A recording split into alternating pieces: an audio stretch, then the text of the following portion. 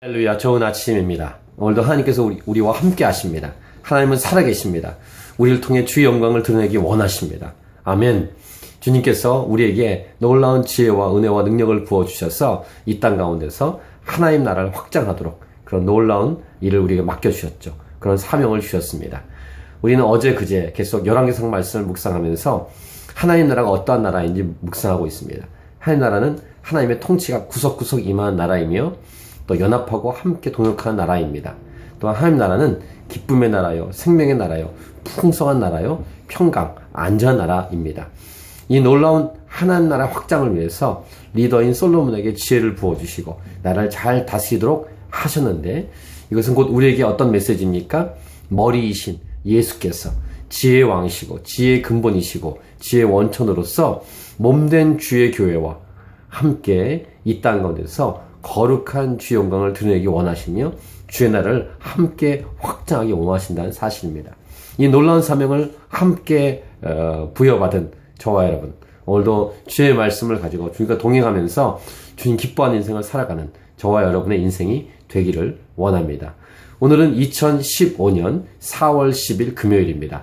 오늘 우리에게 주시는 말씀은 열왕기상 5장 1절부터 18절.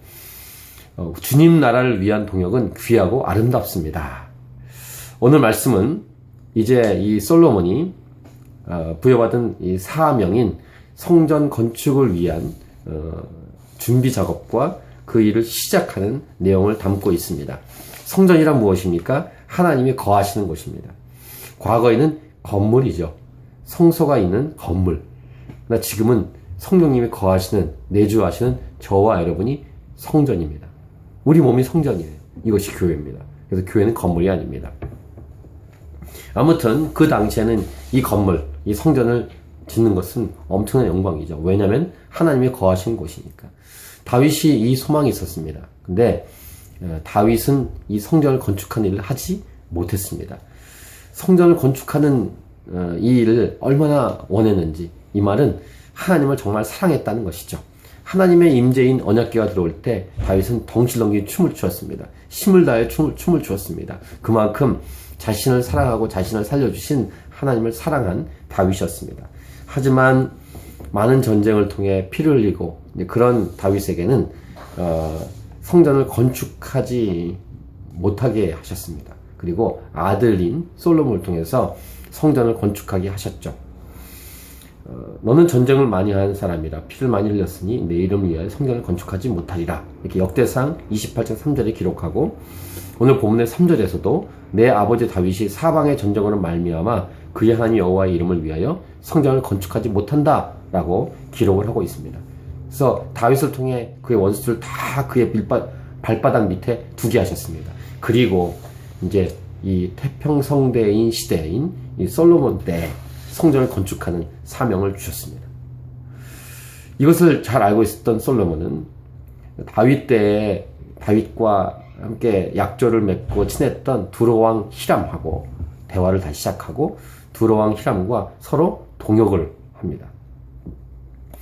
근데 이 다윗을 이 두로왕 히람이 정말 좋아했다는 사실을 오늘 성경은 말하고 있죠.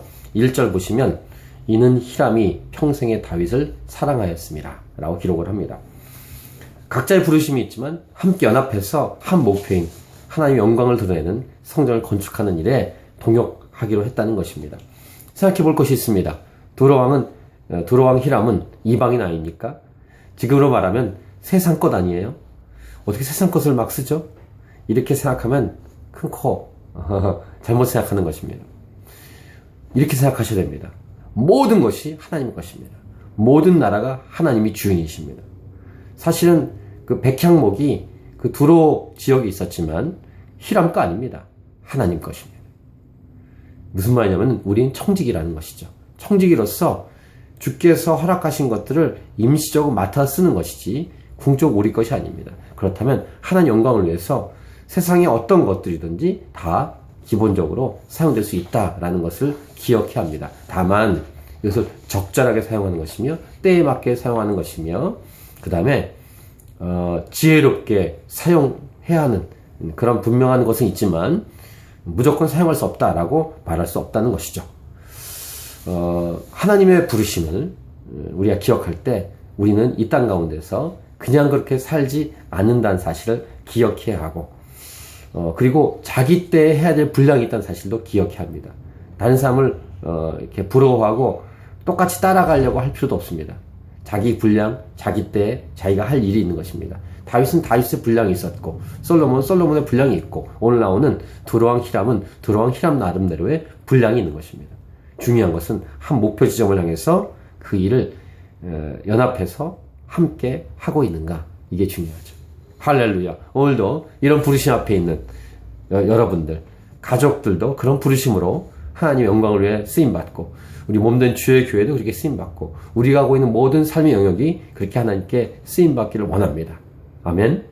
그래서 하나님께서 원하신 일을 기쁘게 감당하는, 그래서 주께 영광 올려드리는, 그래서 하나님 나라 확장되는 그런 역사가 저와 여러분의 손을 통해서 나타나기를 원합니다. 할렐루야. 파이팅. 오늘도 승리하십시오.